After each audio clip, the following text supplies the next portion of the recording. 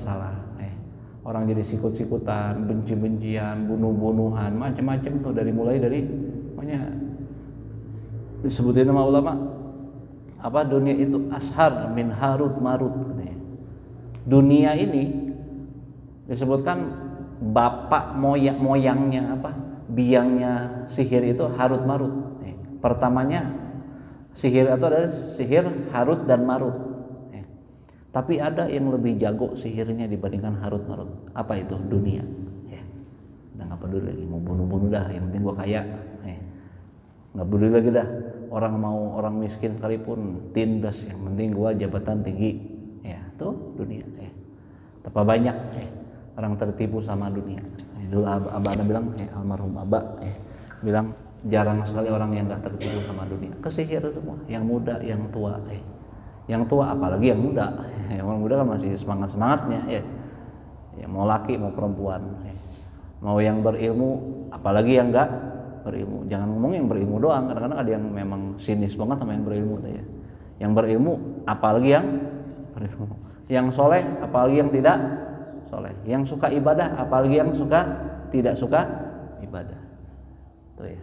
Makanya kata Imam Haddad dalam Risalatul Mu'awanah, az-zuhdu unwanul wilayah. Zuhud itu kebalikan dari cinta dunia. Itu adalah titel kewalian. Kalau orang udah zuhud, benar zuhudnya pasti itu wali. Benar zuhudnya tapi mesti kita tuh kadang-kadang orang udah berilmu, udah praktekin ilmu, udah ibadah, udah ngerti ikhlas walaupun belum tahqiq gitu ya. Itu masih ada kecintaan dunia dikit atau enggaknya. Cuman persentase aja. Ada yang kuat, ada yang lemah. Kalau kuat banget berarti parah tuh penyakitnya. Tapi kalau sudah bersih, nggak cinta dunia, bukan nggak punya dunia ya. Bukan yang dimaksud sini, urusan hati ini mah Cinta dunia atau nggak cinta dunia itu urusan hati. Kan beberapa aulia sholihin itu kaya raya. Disebutkan Habib Husin bin Syekh Abu Bakar bin Salim, salah satu contoh. Itu beliau itu disebutin apa? Kayanya luar biasa, sampai nggak pernah nginjek tanah. Ada gitu, yang kaya sampai nggak nginjek tanah, pakai karpet mulu kemana-mana. Karpet sekali pakai jual, nggak pakai setahun 2 tahun gitu ya. Sampai bolong-bolong gitu mah ya karpetnya. Sampai bolong-bolong kalau perlu ditambal kalau gitu ya. Enggak, sekali pakai jual, lebih mahal gitu ya. Sampai orang ada yang nggak terima, ini apa-apaan sih ulama kok gini modelnya. Anaknya Syekh Abu Bakar bin Salim, tuh Habib Husin Khalifahnya. Bib, apa antum nih kok gini ya? Minasada ada yang protes gitu ya. Seorang dari Sayyid juga gitu yang protes. Habib apa antum ini orang alim, orang yang dikenal dengan ketokohannya, tapi kok dunianya luar biasa kayak gini. Kata bukankah cinta dunia itu pangkal daripada segala macam problem masalah gitu ya. Ya ana nih dunia ini yang ngejar ana. Bukan ana yang mencari dunia, tapi dunia yang ngejar ana.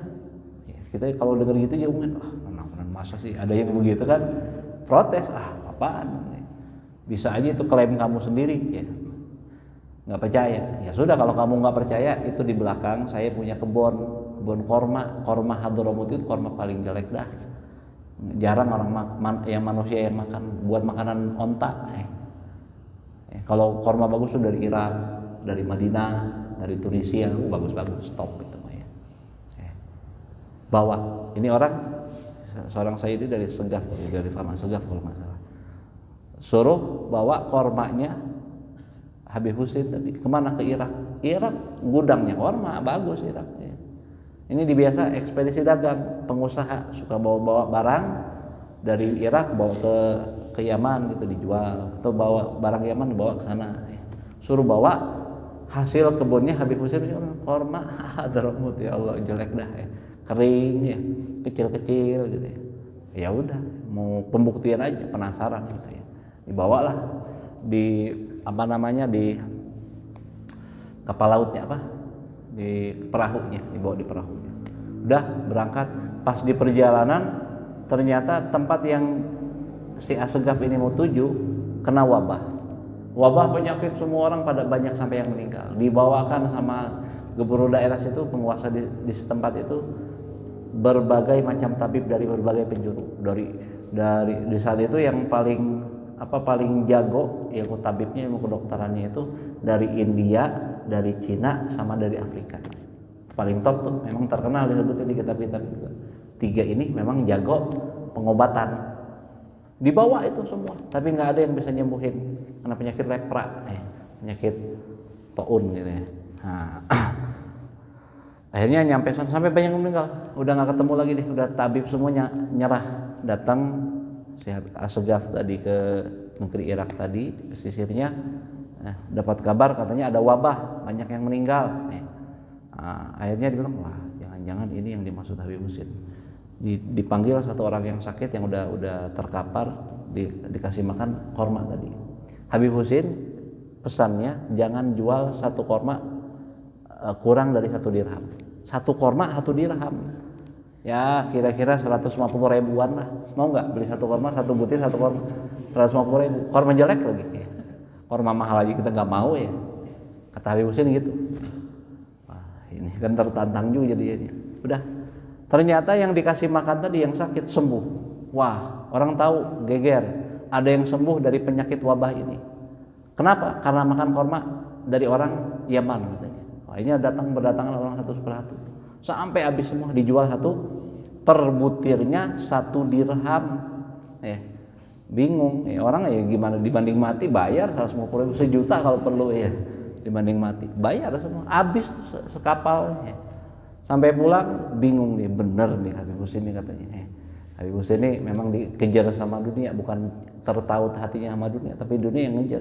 Begitulah orang makin dekat, makin terikat sama Allah, dunia itu makin ngejar. Kan banyak orang-orang soleh ya kita temukan ya. Memang nggak semua orang soleh itu ya, ada yang dikasih memang hidupnya seadanya, tapi banyak orang soleh itu santai-santai aja, beli mobil, santai-santai aja, rumahnya wah kayak tahu apa ya. Kita lihat kayak model mungkin di antara kiai kita, di antara para habaib banyak kan. Habib Umar tuh lihat. Kalau sekali maulid 1000 ekor, waduh ya. Padahal ya di rumahnya gitu-gitu aja ya, nggak ada apa ya, masya Allah ya. Bukti ya, kalau kita taat sama Allah jangan takut ya, Allah bakal urusin semuanya. Yang penting mau patuh nggak sama Allah. Akhirnya dia pulang ke Yaman, bilang, wah Habib benar apa yang antum bilang, kormanya habis Habib, ini hasil uangnya. Beliau bilang ambil semua, anak nggak butuh.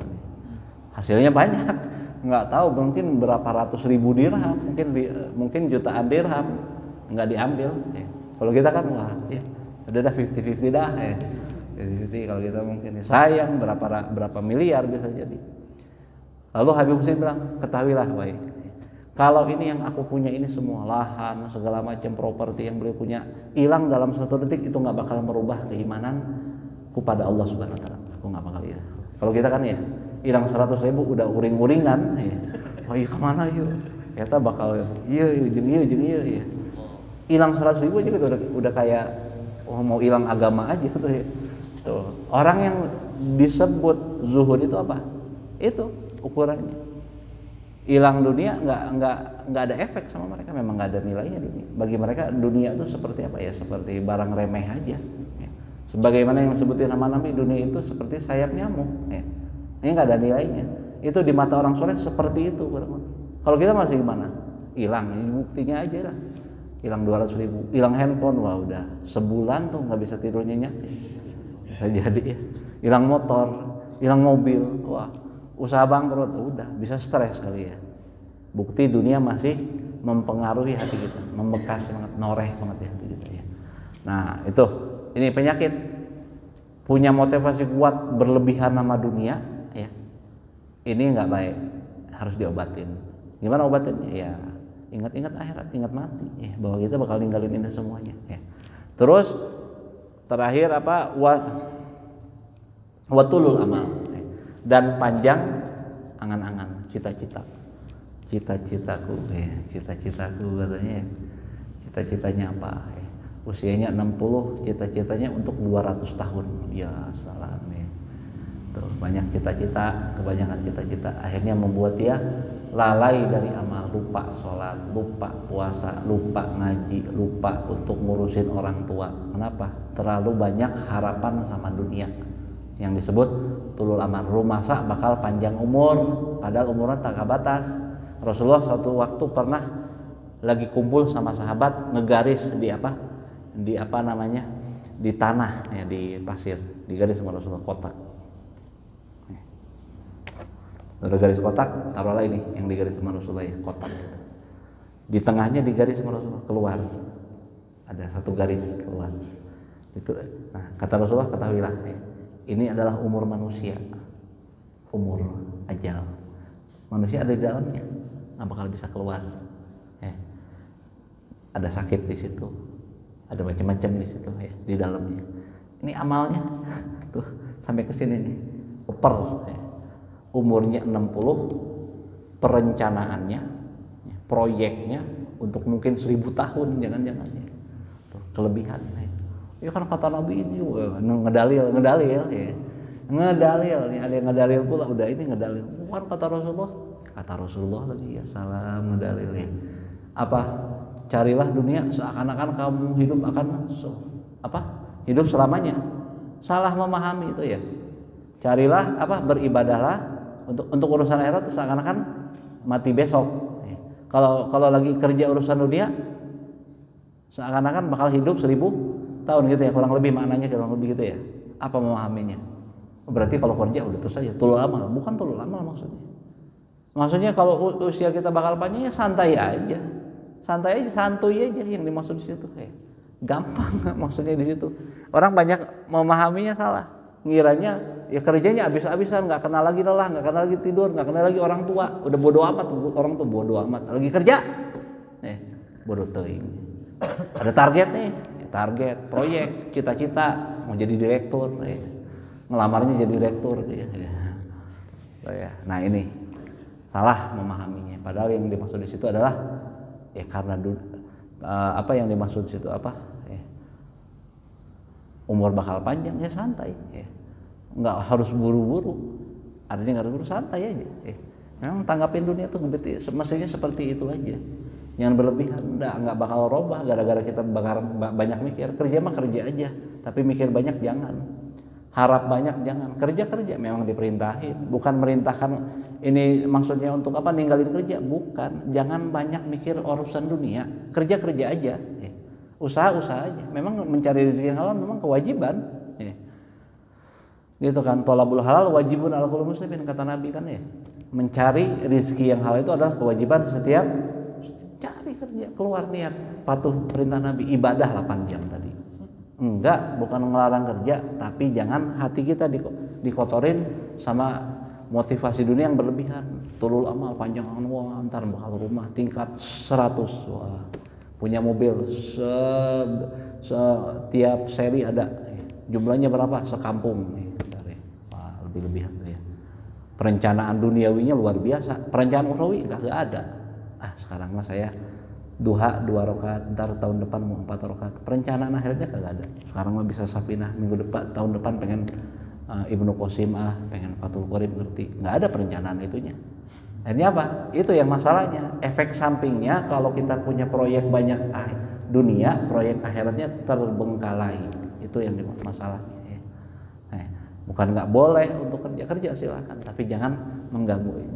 Taruh di pikiran kita, di benak kita, di hati kita hanya urusan tetap semuanya kembali buat akhirat. Kerja kita buat akhirat. Cari apa? Kerja perintah Allah, mau cari pahala. Tanggung jawab ini tentang bagaimana patuh kita sama Nabi. Jadi indah semuanya, jadi pahala semua. Gitu. Kerjanya kerja gitu ya. Insyaallah apa yang kita sampaikan sini dicukupkan dulu. Udah jam 11. Insyaallah kita lanjutin kesempatan yang datang ya. Allah berikan pada kita semua semoga kebaikan daripada kebaikan ukhrawi. Allah istiqomahkan kita, Allah kuatkan keyakinan kita, Allah kasih kita malu sebagaimana malunya para aslafun sholihun, membuat mereka istiqomah dalam jalan yang diridhoi Allah Subhanahu wa taala.